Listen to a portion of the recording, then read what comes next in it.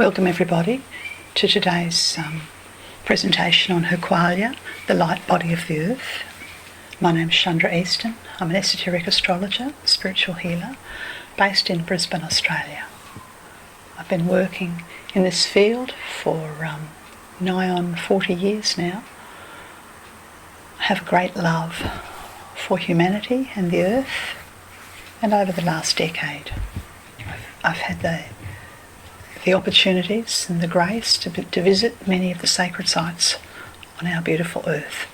This is a presentation that outlines the nature of the sacred body of the earth, which the Arabic people called Hurqalya. If you'd like to stay in touch with me, my Facebook page is Soul-Centered Astrology and Spiritual Healing. My website, where you can access a range of resources, lectures, more videos, lots of other things, poems, songs, is starastrologyhealing.com.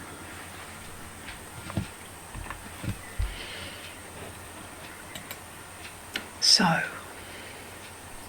Hurqalya, the light body of the earth.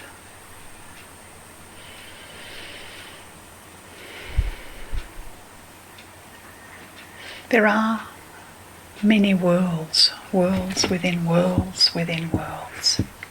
And the portals, the thin places where you can traverse from one world to another world, they can be found for those who have eyes to see. It's not possible to move between the worlds without coming under the observation of the angelic host and of the spirits of the earth, spirits of water, spirits of fire, spirits of air, spirits of earth, because they are the guardians of the portals, of the places where we can move from the physical world through to the mystical worlds, through to the different levels of the spiritual world. These portals are under the eye of the dragon. In the talk today, I'll speak about the Earth's history long, long ago, what's happening on Earth at the moment as we move through the Great Ascension, the nature of sacred landscape and the nature of holy mountains, an introduction to the landscape guardians and the dome caps that they guard, the pathways that take us to the inner worlds.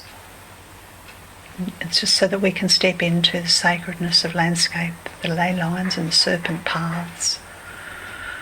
I'll talk a little bit about the sun temples all over the earth, where they are, some of them, how to activate the grid and how to become part of a future filled with light.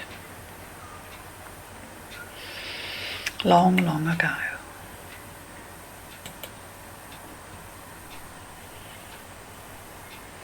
Long, long ago, there was an experiment, a starry experiment.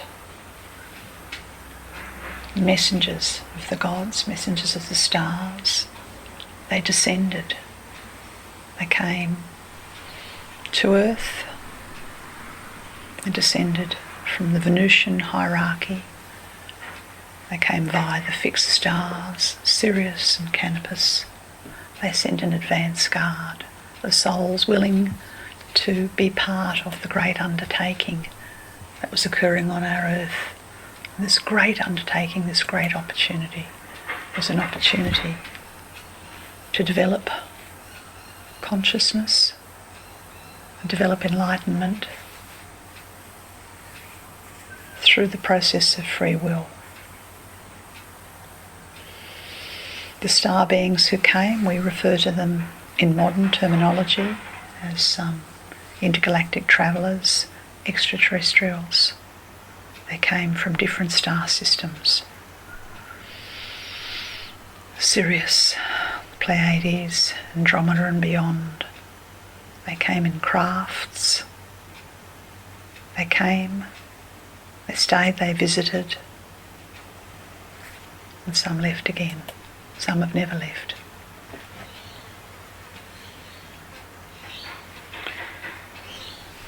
The constellation Argo is a mighty, mighty constellation.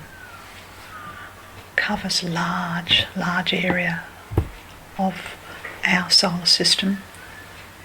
Covers the constellations, the zodiacal constellations from Cancer all the way through to Capricorn, I think it is. Can't quite remember now. And you'll see here at the helm of the good ship Argo, the bright fixed star canopus. A canopus is the starry vehicle for many of the Divine Mothers on earth, and the Divine Mothers are the holy ascended light beings who have dedicated themselves to continue to assist humanity down through the millennium in the birthing, this mighty experiment of birthing of consciousness. So you could say the canopus is a seeding point from which the human race proceeds. As mentioned, it is the longest constellation, covering 7 zodiacal signs from Cancer all the way through to Capricorn.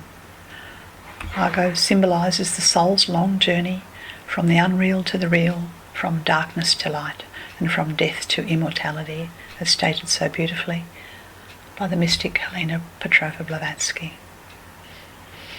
Canopus is the home of our celestial mother, brightest star in the Argo system, and second only to Sirius. The Egyptians, they worshipped Canopus. You can see here the canoptic jars. And in the canoptic jars, during the embalming process, the heart of the pharaoh or the pharaoh's family was carefully removed from the body and placed into the canoptic jar, which has this impression of a human heart. This is because the Egyptian people understood that the heart was the vehicle through which the light of the soul and the light of consciousness was transferred, removed from the physical body, and continued its journey to the inner worlds of light, across the river of forgetfulness. Now this connection from the solar logos, central spiritual sun, the heart of the sun, comes down through our physical sun and to the human soul, the sun in us, the sun which exists within our crown chakra and within our heart chakra. The ancient Egyptians knew this, and the sun was therefore deified as the ultimate source of life and power and love. Particularly strongly in the old kingdoms, and as Egypt progressed, well, supposedly progressed, it forgot, and it was corrupted, and power and confusion and all of those things came in to muddy the waters, and the light of the central spiritual sun was overtaken in the I think it was it the late Middle Kingdom, or I forget exactly which dynasty it was. Akhenaten attempted to reinstate reverence for the sun of the sun, heart within heart, and he was overturned. It's been the story down through the ages that the link back to our ancient mothers, back through Canopus, through the constellation Argo, through Sirius, back to our divine roots, to keep us connected as we continue this, because we are still part and parcel. This is more than 16 million years ago that this experiment for the growing of consciousness on Earth commenced, and it still continues. We understand this in modern terminology, 21st century terminology, as the ascension of light, or we understand it as the end of the great year, the end of the Piscean age. Holograms of perfection. Now it's important to understand that Earth has a visionary geography beyond the physical geography, and the vision geography is a hologram which holds within it, much as your body holds within your body, bones and blood and tissues and glands and organs. So the Earth's body has within it a visionary geography, a hologram which holds within it template of the important stars and the constellations and the processes of connection to the spiritual realms and structures within our galaxy. This is the template. Now, a few years ago, it's not that many years ago now, I came across the work of Richard Leviton, and I cannot recommend Richard Leviton's work too highly. He has a website, I think it's called the Blue... Now, what is it? Is it the Blue Skies? I'm a bit vague. It'll be at the very end of the presentation.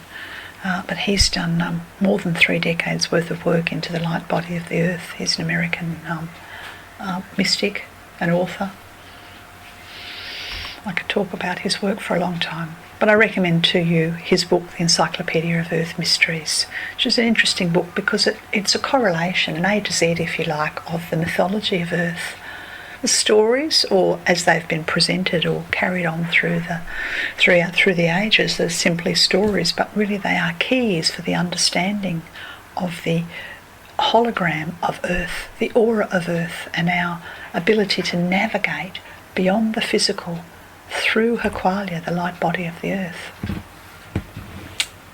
Now, my spiritual teacher, the Lady Ananda Tarashan, who is the mother founder of the Theosophical Fellowship and Heart Flow worldwide, and you can find all of her, a great amount of her materials on the website maitreyatheosophy.org. She spoke about the Earth as rising, and she taught us to pray in order that Earth may reach its destiny to become a star of light, a jewel in your crown, O Solar Logos. And this is a reference, the O Solar Logos is a reference that harkens way back to the Akhenaten tradition of revering the sun deity. Christos in the sun, the physical sun, the heart of the sun, the central spiritual sun. Because by revering that connection, the sun connection, following sun lines, we revere the sun in ourselves, the soul in ourselves. And in so doing, we're connected to light, to joy, to love, and so we become conscious co-creators of enlightenment, which was the purpose, remember, of the great experiment happening on Earth. So I'd like to talk to you now about Gaia. The term or the name for Gaia as a holistic, multidimensional being was sort of coined in more modern times. I don't know, maybe it was the 1980s this term became fashionable. Now, Gaia is the name for a multi-layered spiritual deity. She is the soul of Earth who mediates between cosmos and humanity to support our evolution and Earth's evolution. Because our individual evolution, humanity's evolution, and the evolution of Earth, they are intrinsically linked. Now, just as you are not your body, and you are not your mind, even though you have a body and you have a mind, and you are not your emotions, even though you have emotions, you are the soul. And it is the soul which imparts life at the moment of birth, and that it is the soul's leaving through the final breath that dictates death on a physical level. Science is gradually coming to understand that we are not our bodies, even though we have bodies, and that we are the light divine, we are soul. The physical body of Earth is merely the vehicle for the multi-layered spiritual deity who we know as Gaia. That is her body that she uses to assist us in this harmonising of light and this great experiment of the opening to consciousness. It is a great experiment, and the reason it's a great experiment is because we have free will. And thus far, unfortunately, if you look at the history of humanity upon this earth, you can see the positive things that have been generated by our individual and our collective and our racial free will. And unfortunately, you can also see the negative. So when we think about the Earth, don't think about the Earth merely as a physical planet. Think about the Earth in her celestial raiment. because Earth is slowly ascending to become her true self, a lighted planet, the celestial Earth, as Ananda says, jewel in the crown of the solar logos. This is her sacred right, her destiny, to become a sacred planet. The celestial Earth already exists in a pristine, original, radiant, mystical, illuminated, beauteous and sacred form. Just as your divine, compassionate soul already exists and you're striving to manifest it in the physical world, so the lighted raiment, the lighted garment of the celestial Earth already exists, and we are intrinsic to the process of the manifestation of the Earth into her lighted garment. One of the very first things that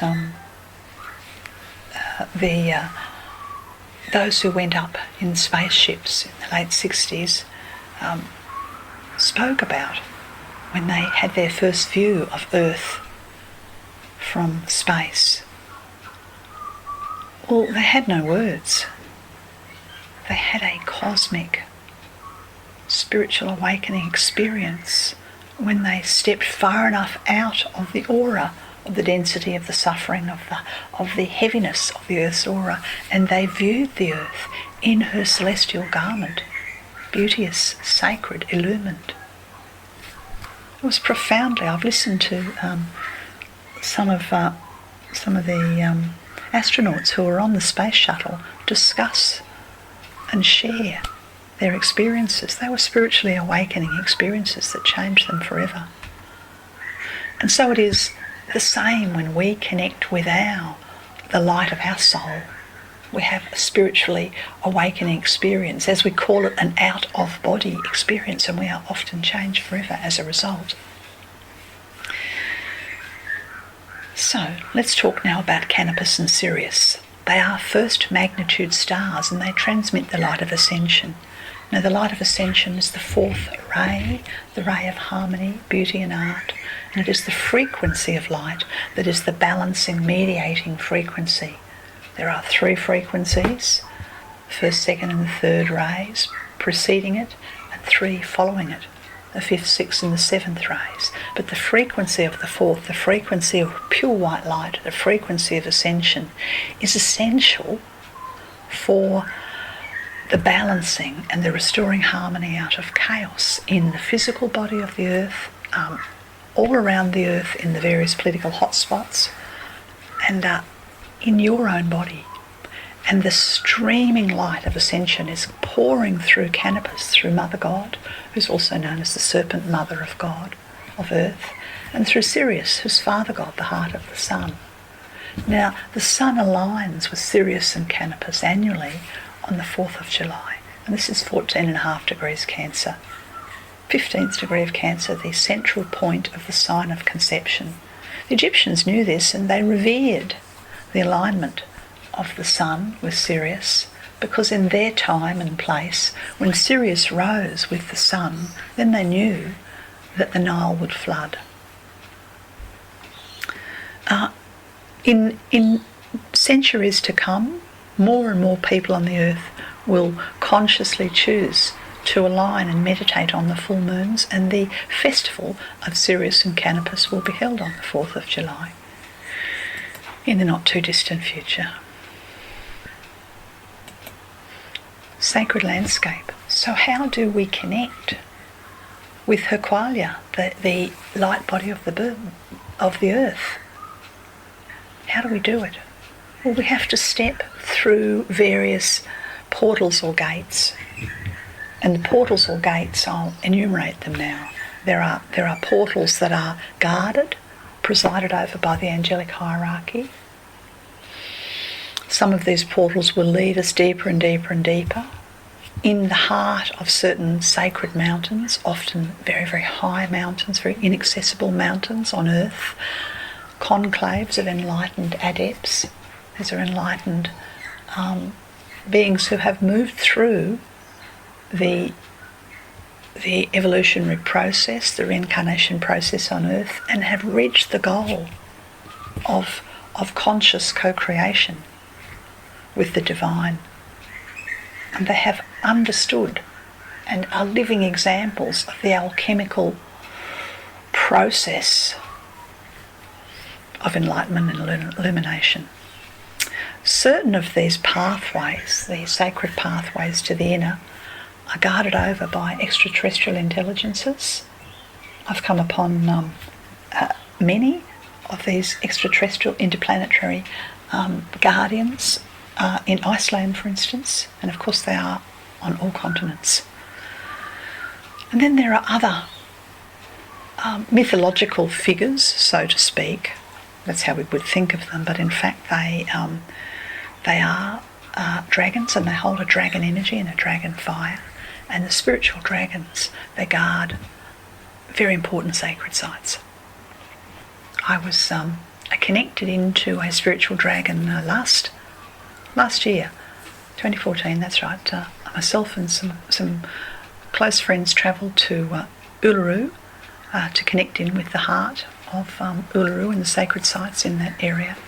And we were walking contemplatively around the rock, as we lovingly refer to Uluru here in Australia, the rock. And I put my head, and we were on the path approaching a waterhole, the Mutajulu waterhole, and I was drawn to an opening at the base of the rock. I should say that the monolith, which is Uluru, is very, very large. It takes, if you wandered sort of slowly, it could take you 5 hours to walk around it.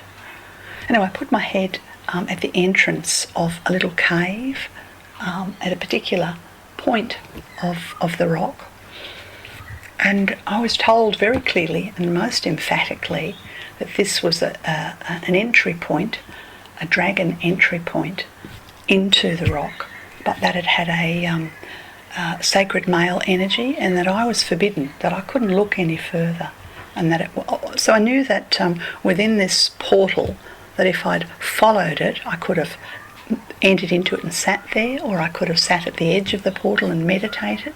I was shown that there were dragon's eggs there, but I was also told very emphatically to go away, that it was a men's business area. And so of course I did. I went back to the Mutajulu waterhole.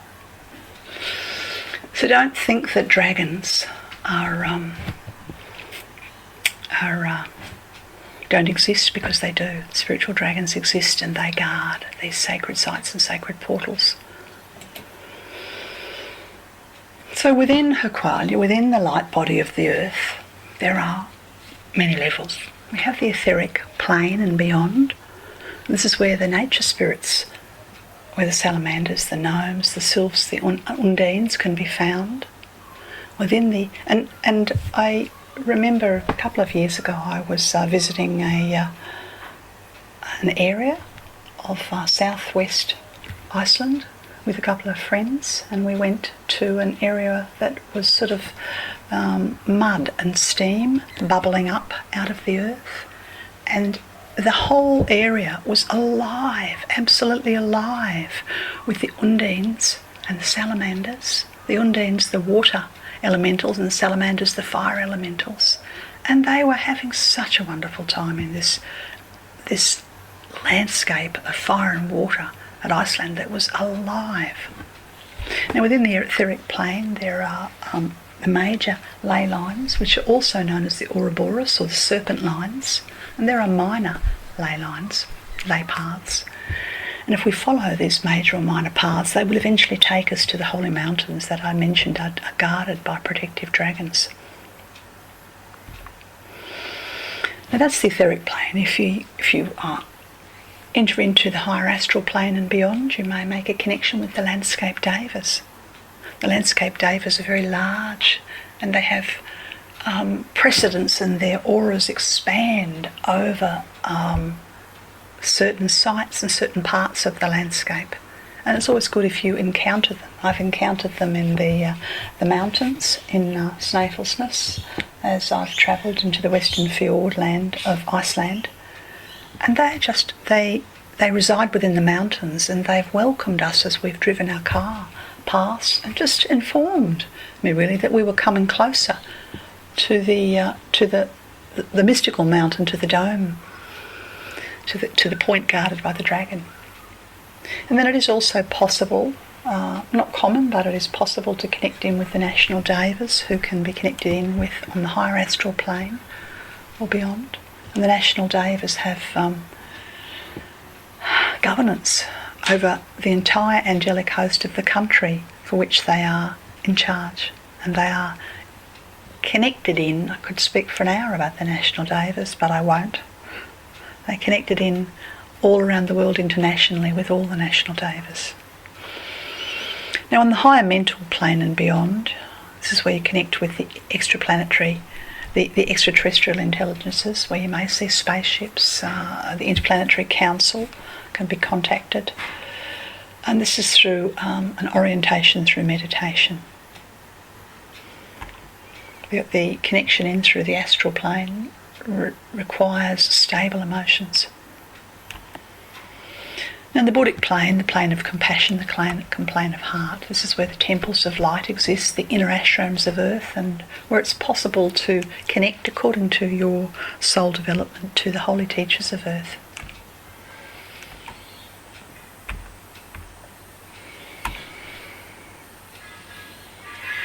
As we traverse the sacred landscape, and if we do it with intent, and I cannot stress that enough, if we do it with intent, conscious, reflective, heartfelt intent, we come under the watchful eye of the dragons. It's a beautiful image of the mountains. I think this might be, it's not Mount Cook, but it's the mountains, it's around Lake Tekapo, and it is in this beautiful, beautiful mountain that I encountered the twin aspect, one aspect of the twin deva of New Zealand, and I encountered her as the most beatific, glorious, beautiful blue deva. And I was driving towards Mount Cook, which was another 20 minutes further into the mountains. I think I was going west. And she came up out of the lake and she sang her welcome. Well, I howled like a child for the 20 minutes, the half an hour that it took me to get to Mount Cook. And she was welcoming me to the sacred landscape of Mount Cook, wherein I would encounter the dragon. Beautiful, beautiful, never to be forgotten energy. She's the female deva who's in charge of the South Island.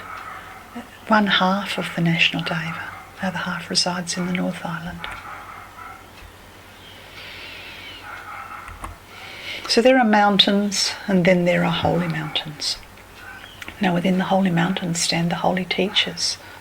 Ancient mythology tells us that there are holy mountains. We know of Mount Olympus, home of the gods. Mythology was full of the fact that within these holy mountains light and healing and visions could be accessed. Because within these holy mountains are the portals, the entry points to the inner ashrams, the inner lighted temples of earth, and these temples are visited by the divine and the intergalactic beings. And the inner ashrams are portals, doorways to the world of spirit, and there are doorways on all levels. And you can access the worlds of spirit through a holy mountain because they exist on every continent on earth. It's a beautiful image of Geoffrey Hodson's, a theosophist from earlier in the 20th century, and here he draws a violet landscape deva, signalling welcome, welcome to the mountains, welcome, welcome. A lot of Geoffrey Hodson's work was, beautiful work was penned in New Zealand. Similarly, when we connect in to the extraterrestrials, what the intergalactic host, what some people know as the aliens, we are welcomed. Welcome, welcome. Many people, as a result of modern films, are quite afraid of the visitation of the extraterrestrials, but protect yourself. base your energy in your heart. Open yourself to the healing light of those intergalactic visitors, the extraterrestrials, who've come to assist in the growing of light on Earth, and you will be contacted in a way that is harmless. Here's the beautiful mountain, Snæfellsjökull, the glacier, in the southwestern fjordlands of Iceland. It's a holy mountain. There are many, many holy mountains in Iceland. This is a portal, an entry point for the work of the Dragon Master, the Lord Jesus in his dragon energy. He resides within this mountain.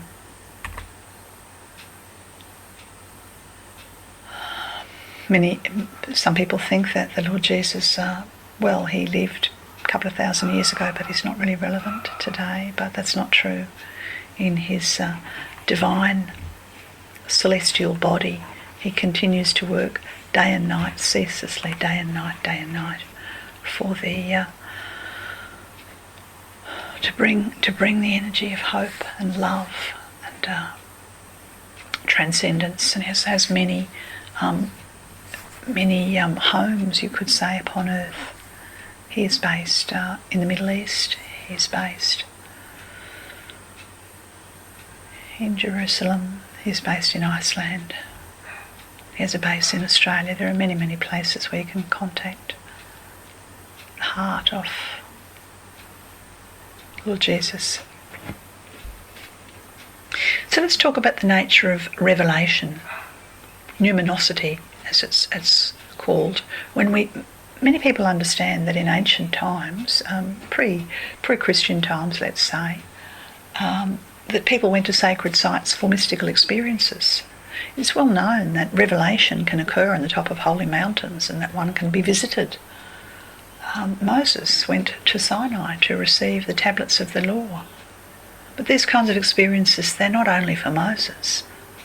We can all, if we travel with the right intent to holy mountains, have a numinous, a mystical experience where we are spiritually inspired, we are touched, we are healed, we are uplifted, visions awaken us. We have communion, the potential for communion with the power and presence of our soul and divinity is multiplied exponentially when we travel to sacred sites. You can do it in the physical, you can do it shamanically through inner journeying. You can do it if you want to, if you would like to be at the feet of the masters, to seek audience with the Elohim, with the divine ones. If you go with the right intent, then you are not blocked at the portals, you are welcomed.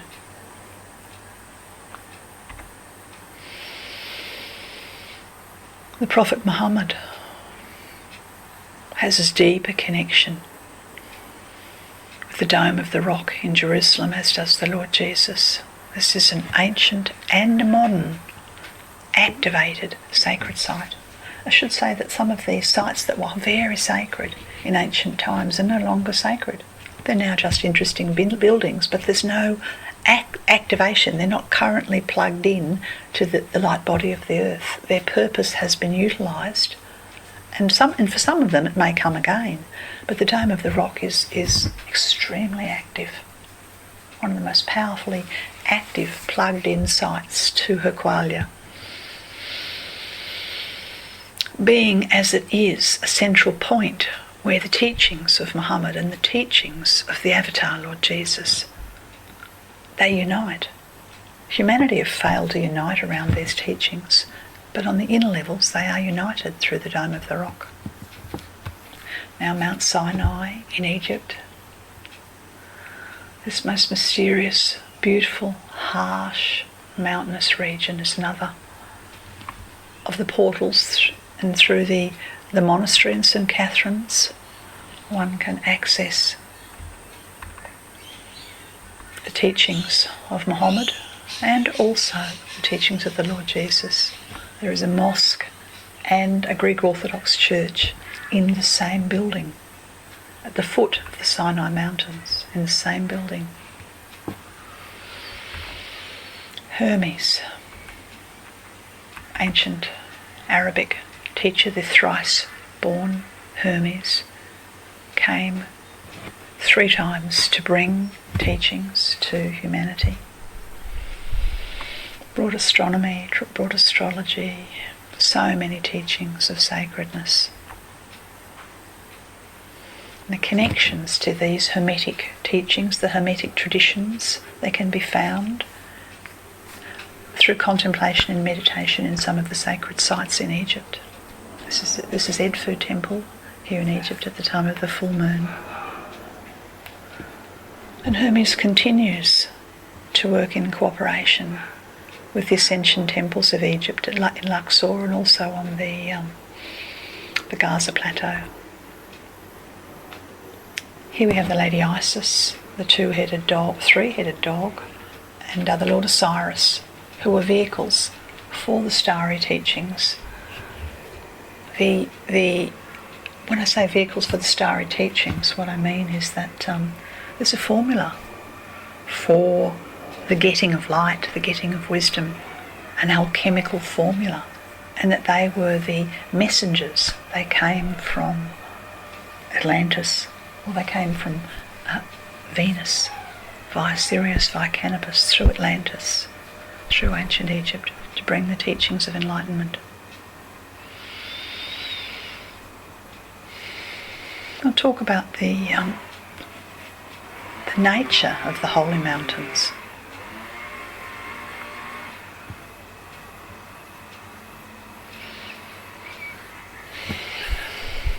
Now, holy mountains have within them domes, etheric domes that have been placed within these mountains, the ancient time, the creation time, the Aboriginal time, that's referred to as the dream time.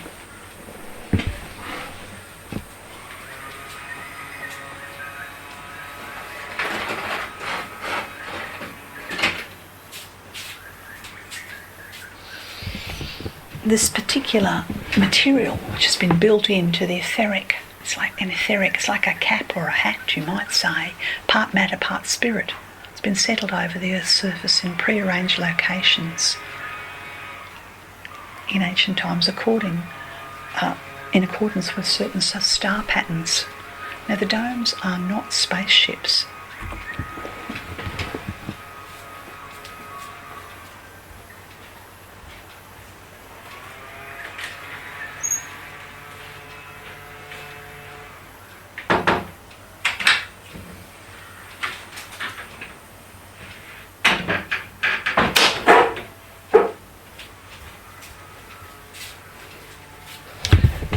The domes are not spaceships, but they are, in the modern terminology, let's think of them as GPS devices that connect the particular mountain on the physical into the greater plan.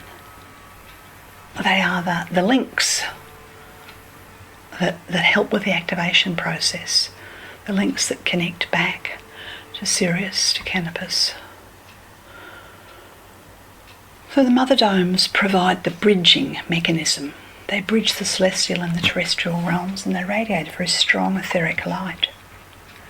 And if you look, if you have a clairvoyant vision, you may be able to see the halo-like energy of the canopy around certain mountains that indicates that these mountains have, since ancient times, from the creation times, been imprinted with powerful sound and light that connects them in through, let's call it the celestial GPS, into the divine realms, and allows the star gods access through certain starry constellations. Mind-boggling stuff. So some of the mountains are connected into the Great Bear. The Great Bear holds electric fire as the vehicle for Avatar. Ursa Major. Great Bear is the vehicle for Avatar, for the descent of electric fire, of the most potent fire, the will of God. Mount Fuji in Japan is a holy mountain with an etheric dome that's connected in to the avataric impulse through the Great Bear. In the Shinto tradition, this has been known for centuries. People pilgrimage Now, some sacred mountains you can walk upon them, physically walk upon them, and others you're best to be at the foot of them. Mount Fuji is one of those ones that we need to be at the foot of the mountain, not to climb upon the mountain. It's a sacred altar for the Shambhala light on earth. Here we have a beautiful image of the ascended Lady Master, Kuan Yin, Dragon Master, riding the dragon through the sacred landscape. She rides, she rides. She holds a vase of compassion. She's a bodhisattva in her own right.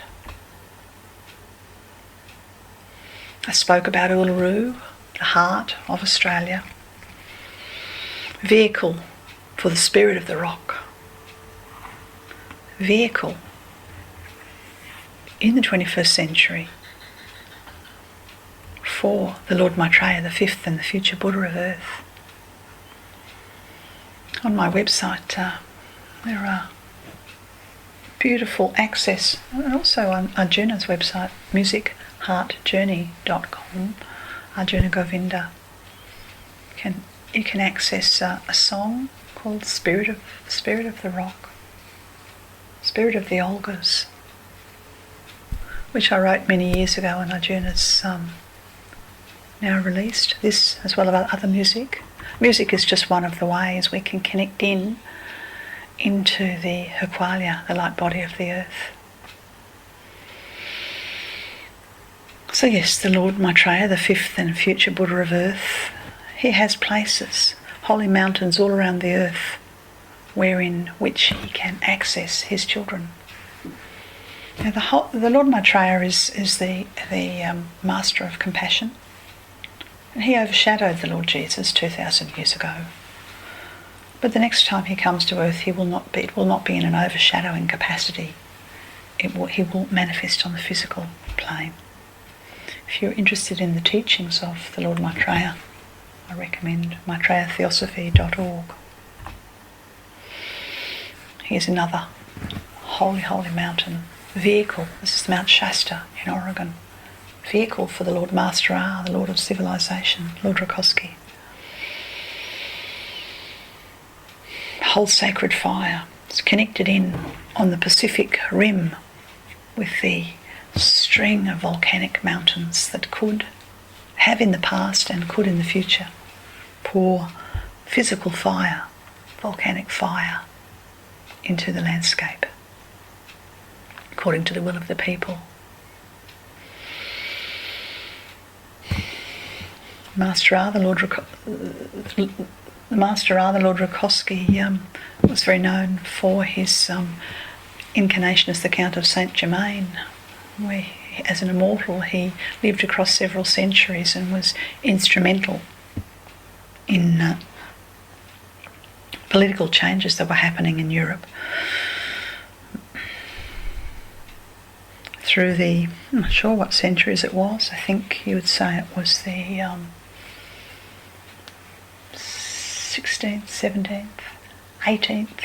I don't know if it went as far as the 19th century. You could Google that to find out more fascinating incarnations of the Lord Master Ra, who currently works, his current role is for the restitution of the sharing of resources and balance with money.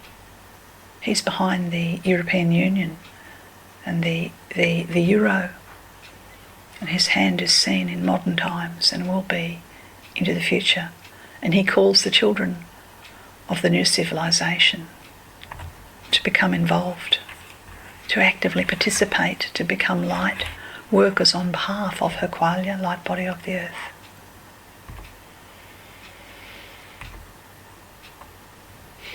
It's such a vast subject, a bit mind-boggling, I know. Talk now about the landscape guardians. Generally speaking, there is one guardian who's assigned on duty to maintain a dome of a sacred mountain. They're responsible for the integrity of the dome and the relationship between the dome, the etheric GPS, if you like, and the physical mountain. They're responsible for the geomantic features, the light temple within. They have to keep the temple clean. So the landscape guardians, the landscape angels, they stand within the portal and they are doorkeepers to the temple. And if you approach with the wrong energy, you simply can't, you won't experience the sanctity, the sacredness. The landscape angels, they work in close cooperation with other spiritual beings of greater order and visiting deity, the intergalactic. They energise the mountains with the numinous charge. They keep it fired up, plugged in. And it's this plugged in energy that allows us to step through the portal, through the thin veil into the other worlds. The ancients knew that there were landscape guardians on duty outside temples, and here's a beautiful, beautiful statue of Horus, who is the child of Earth, represents humanity, standing outside the Isis temple in Luxor in Egypt. Here's another image of a landscape guardian, here taking the shape of a cloud overlooking a tree and a wide vista of landscape. Beautiful landscape deva, blue and violet. And often we think we see beings in the clouds. Well, who's to say that we don't? This is a stylised image of the inner temple, the holy temple. It's in South America. I think it's in Lake Titicaca. Beautiful, beautiful image. Holding the, it's a celestial portal.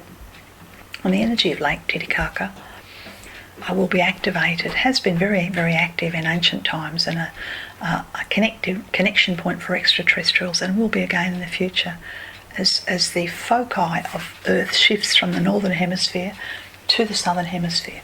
And we can see this foci happening slowly, slowly in lots of ways. And Lake Titicaca is one of those high focal points. A couple of years ago I was visiting a bit of a brief visit down into Cornwall. We went to Tintagel. Now Tintagel's an example of a dome that's not over a mountain.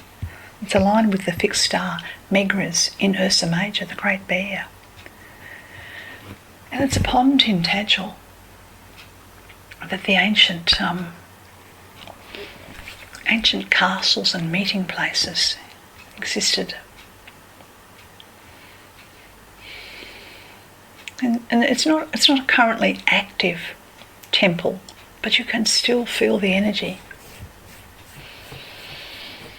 of King Arthur, Lancelot, and therefore the energy of the Lord Moira. When you travel to this wild, beautiful, magnificent part of the Cornish coast in England.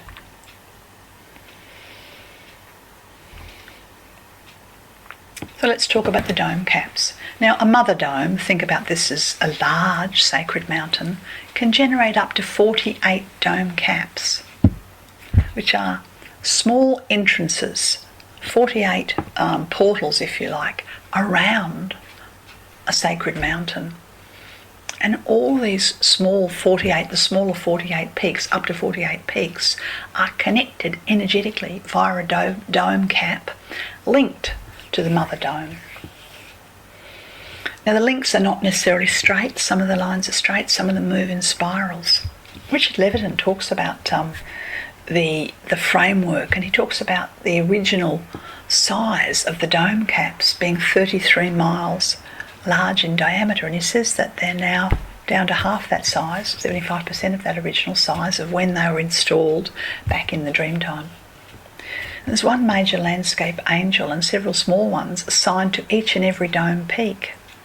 So no matter where you are in the landscape, if you're searching for a holy mountain, you'll eventually bump into a landscape angel who will then, if you're open, guide and direct you towards the sacred mother mountain, the Mother Dome. This is a photograph that I took when I was visiting New Zealand. I think it was in 2011. And the mountain in the foreground is Mount Wakefield. And it's one of the, has a dome cap on it.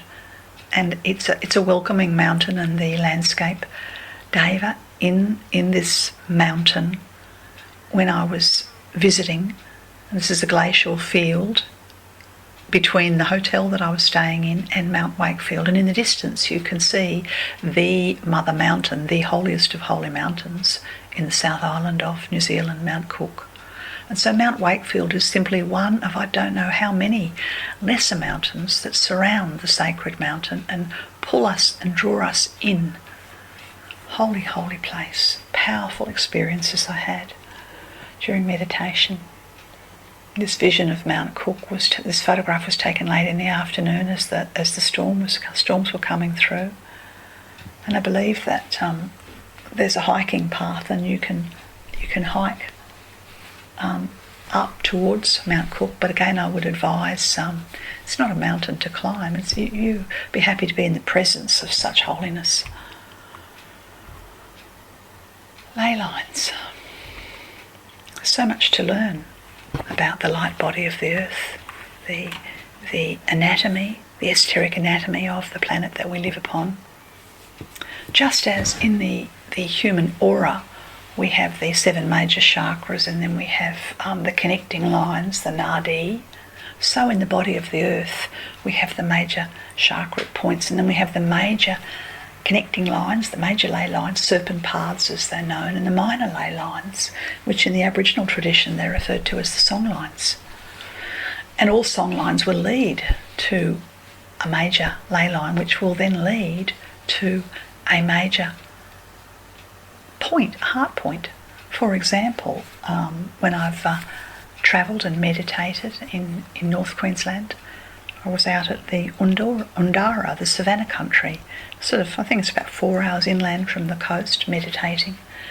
And I was connected in, and I was drawn, and I was shown the song lines that travel from this tropical North Queensland, part of North Queensland, all the way through to join major serpent path that then arrive and converge from all around Australia upon Uluru.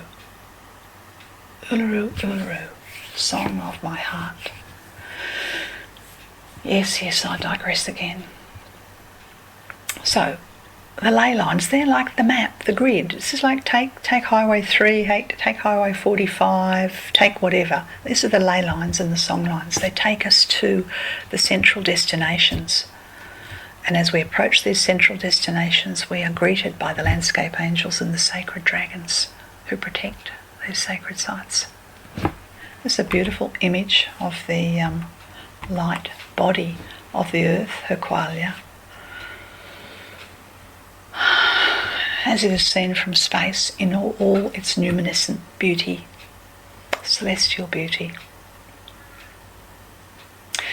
So the major ley lines are also known as the planetary Ouroboros, and they all link and cross each other in surprising ways, and there is a tail point and a head point. I think it's Richard Leviton who speaks about Avebury, the greatest stone circle on the planet, and he speaks about Avebury as being the anchor point for the celestial Ouroboros, the serpent paths, and he says that I'm trying to remember exactly what it is he says. He talks about Avebury as being the anchoring point where the energy comes to first on the planet. And then he also talks about another very, very important point, which is in the Pacific Ocean, just off the coast of, what is the name of that town on the west coast? Napier. Somewhere off the coast of Napier. He talks about another anchoring point. I advise and encourage you to look up Richard Leviton. I think it's the Blue Light Symposium. That doesn't sound quite right though, his website. I'll have it at the end. Okay, so let's go back to the 15 major serpent paths, the Ouroboros. Now the length of each serpent path equates roughly to the circumference of Earth. That is 40,075 kilometres. And each serpent path encircles the globe. And as these 15 major serpent paths encircle the globe, there are 62 nodal crossings. And at the point where the serpent paths cross each other, a power centre exists, a sacred site. And these power centres, they are the planetary and the interplanetary and the intergalactic stargates. Just as, here where I live in Brisbane, Australia, the power is generated via a substation, and that substation is connected to a larger station, and that larger station receives its resource, its download of light. So it is with the 62 nodal serpent crossings and the sacred sites and the planetary stargates. They receive the download of celestial light from the Great Bear, from Sirius, from Canopus, from Arcturus, from Andromeda, from the Pleiades. The intergalactic light is received through the planetary stargates. And Richard Leviton has so much to say about all of this. He talks about the 144 sun temples that exist on Earth. I visited a few of them. So many more to go.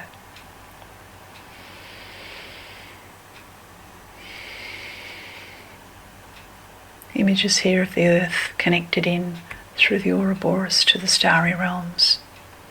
Here are the serpent paths depicted in the Aboriginal art tradition, and here's an image for Uluru with all these serpent paths, the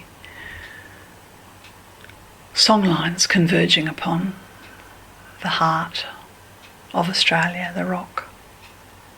Uluru, Uluru, heart of my heart.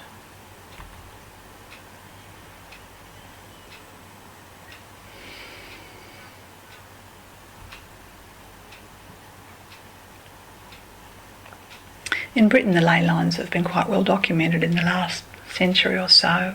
Here's an image of the British St Michael line going from down in the southwest, through the Cornish coast, up through Glastonbury, through Avebury and on up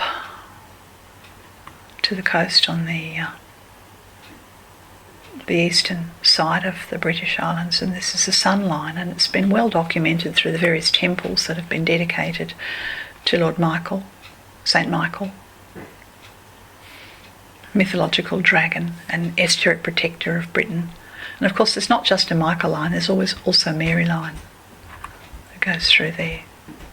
Here's a Celtic tradition of the Ouroboros, the 15 serpent paths. The ancient Celts and some of the modern Celts, they understand fully the traditions and they embrace them and they work closely with them and with the seasons and in true reverence for the sacredness of Earth. I was very, very blessed to meet some of the people working closely with the sacred sites in their regions when I visited the Hill of Tara. And some of these people, they travel regularly on Bridget's Walk and the Bridget's Way, and these sites are activated through Great Heart here into the 21st century. Here's another line. This is referred to as the Apollo and St Michael line, and it goes from Jerusalem, crosses major foci points, Rhodes, Athens, Delphi, Corfu, through Assisi, through the heart of Provence, through Mont St Michael, through Cornwall, and up to a little island called Skellig Michael, southwest of Ireland. Continues on around the planet. This is one of the 15 serpent paths, major serpent paths. Now, the ancients in ancient times, they built sun temples. They weren't all called temples, but they were vehicles for the living light of Mother God, where worship and connection could occur. They were temples and cathedrals, stone circles and rows, pyramids, artificial hills like Silbury, caves and labyrinths as you'll find in Greece, massive, massive stone ruins you'll find in Athens, the standing stones of England, pagodas in the Far East, shrines, all religions, the living, loving light of Mother God. It's entering through these sun temples, these mountains, obelisks found in the ancient world.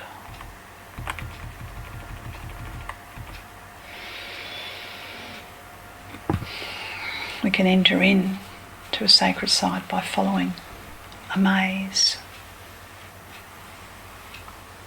by following the anti-clockwise and the clockwise paths that take us to the heart of the sun, son of the sun. Through the labyrinth, come.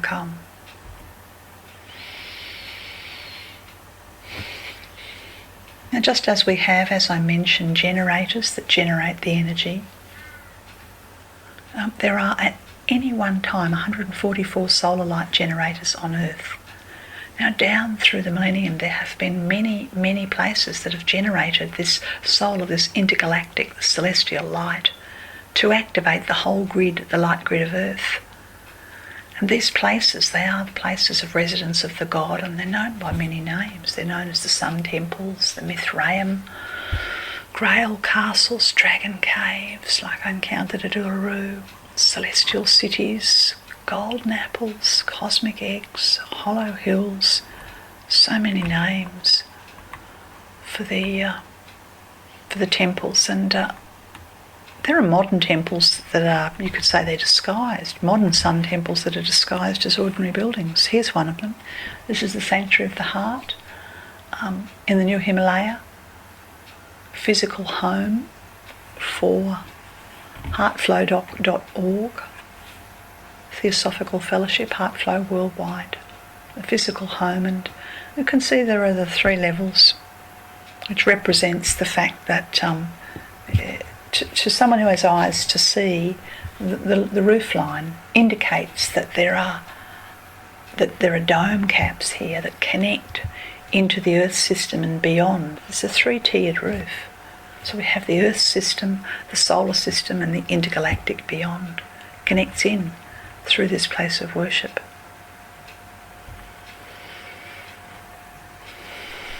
And then upon Earth we have the holiest cities of Earth, the celestial cities,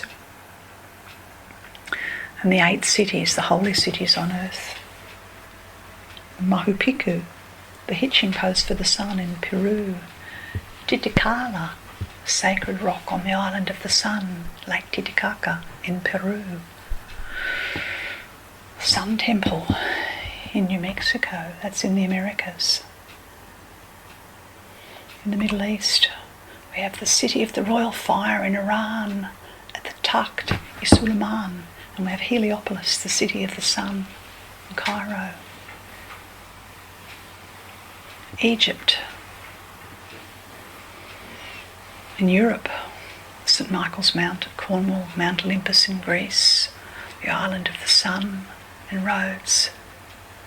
Now, these are the cities that were the celestial cities, but I'm not certain that they remain the celestial cities for all time.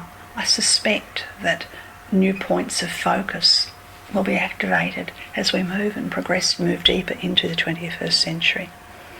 And then we have cosmic cities, Mount Meru in South America, Shambhala, the White Island in the Gobi Desert. And now I remember the connection off of Napier in the North Island of New Zealand is a Meru connection. It's a Mount Meru connection also. Shambhala, the White City, the city of light, the city of eternal light, the city where the immortals live and dwell and have their being, the city where the Shambhala light is housed. We can all connect to a sun temple next time you're travelling in your country or another country. Just be mindful of the sun temples, these generators. It's just a few of the places that I've visited. The Hill of Tara, Newgrange and Skellig Michael in Ireland. Luxor, Edfu, Aswan, the Great Pyramid in Heliopolis in Egypt. I haven't been to all of those. The New Avalon in Reykjavik and the Snæfellsjökull mountain in Iceland. Avebury, Tintagel, Stonehenge and Glastonbury. Beautiful, beautiful, magical Iona in the Rosslyn Chapel in Scotland. Mount Etna in Sicily, Temple of the Mount in Jerusalem. Uluru and the New Himalaya Retreat in Australia. Mount Shasta and the Teton retreat in the US of A. Sacred mountains in Delphi, Mount Ida in Crete, Mount Olympus. I hope that as a result of this you take a different view and a different understanding of travel and sacred sites and sacred mountains and sun temples. This is a beautiful image of the Hill of Tara, a sacred ceremonial site of the ancient kings of Tara, and now an activation centre for the new energies for the new earth, through the community of light workers who live and work and pray and revere the Mother in this beautiful part of Ireland. Here's the back altar in the Sanctuary of the Heart in Daylesford, Australia. Holy, holy place. Luxor temple on the outer, just an ordinary temple. On the inner, doorway to the ascension energies. This is the Temple of Truth in Melbourne. Vehicle for the Lord Hilarion and the Lady Pallas Athena in Australia. So I encourage you to plug into the grid and to activate. You see, connection with the grid, it's like becoming involved in earth acupuncture. Wherever you stand upon the grid with the right intent, then you are connected into the holistic healing of the earth. This is the law. Stand in one place, connected to all places.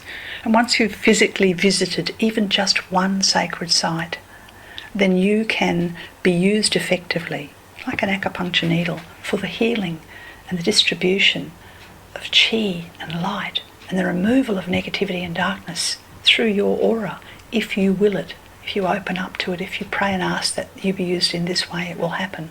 This is the law.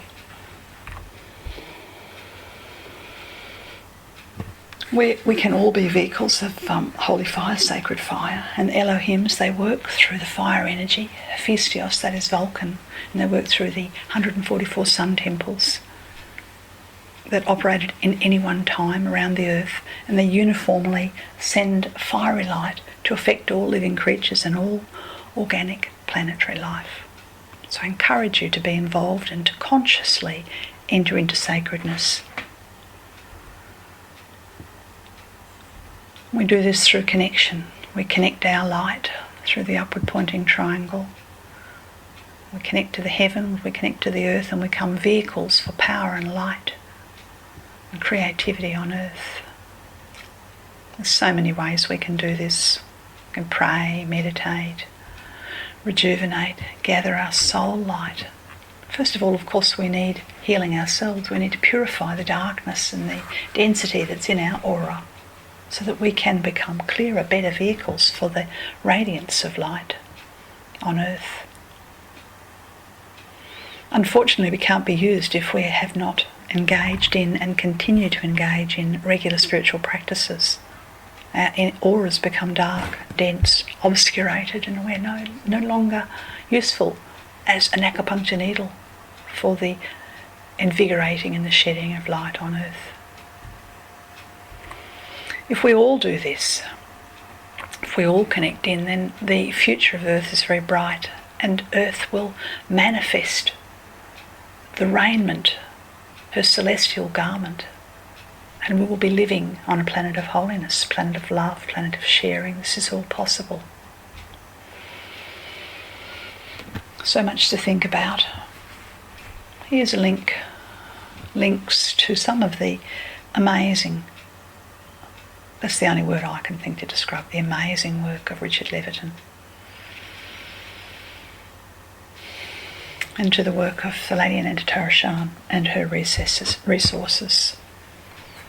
Thanks for taking the time to listen. I hope you're inspired to continue your healing work with the earth healing work, to bring about greater peace. I pray that you live in light and continue to find ways of bringing heaven down to your corner of the earth. Stay in touch. My website starastrologyhealing.com. Please connect. Also through Facebook, Soul Centred Astrology and Spiritual Healing. Bye for now.